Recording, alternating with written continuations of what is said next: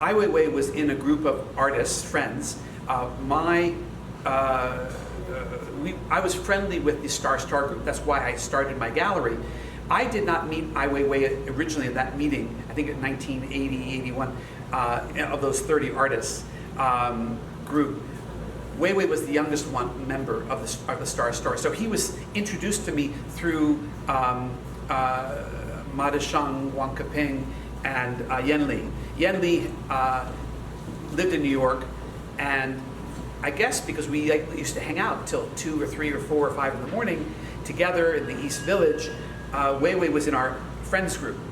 And Weiwei told me, frankly, I make art, but Ethan, I'm really lazy.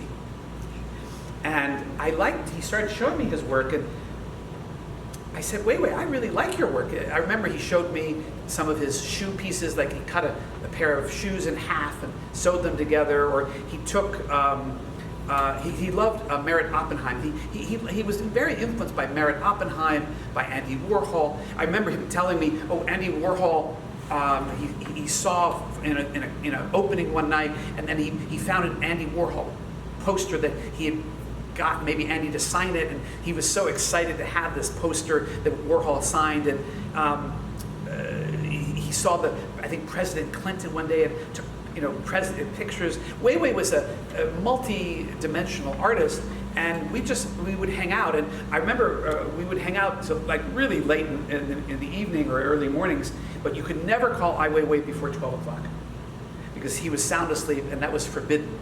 And we just started to hang out. And I said to Weiwei, well, when you're ready and you don't feel you're too lazy, let's do something. And so one day he said to me, hey, Ethan, I think I have a whole bunch of artwork I'd like to show. And it was during the period where we were, we didn't know about AIDS. What was AIDS about? We knew that friends of ours, people around us were dying. I had a very dear friend at Harvard who was a Haitian academic who I had seen literally a month before in Cape Cod. And in early October, I get a phone call from his sister saying, my brother, I think you were a friend of my brother, and he's just passed away, so I'm calling you. So we were shocked. We didn't know how to protect ourselves. So Weiwei, I remember in our first show that I put on for him called Old Shoes, Safe Sex, he was worried like he might get AIDS, we might get AIDS. So he took a Chinese raincoat and he embedded a condom with a gasket onto the raincoat. And I think there's a picture I think I saw where he actually puts the condom on and and he's wearing the raincoat, but actually for the exhibition in my gallery, we put it on a hanger, and then he made a beautiful wooden sort of base where we hung the hanger and the raincoat with the condom hanging out of it. And then all of Ai Weiwei's early important works we showed in my show in 1987.